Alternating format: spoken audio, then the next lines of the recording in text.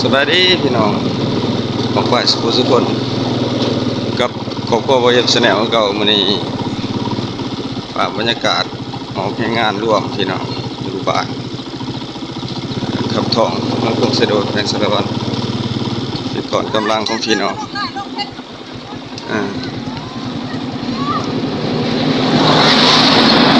เป็นก่อนกำลังของพี่น้องบ้านคำท่องออกแห่งงานร่วมพี่น้องโอ้สามัคคีก็ดีสามัคคีก็ดีพี่น้องออกง่ายๆตอน5ปั้นสำคัญของศาสตร์ครับของศาสตร์บ้านเมืองเฮาสามัคคีก็ดีพี่น้องทางต้นไม้ตัดต้นไม้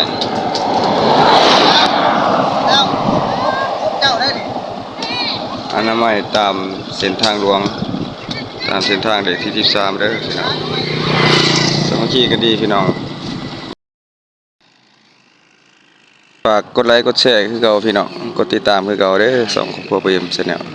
พบกันใหม่ในคลิปหน้าขอบใจพี่น้องที่ให้เกียรติติดตามรับชม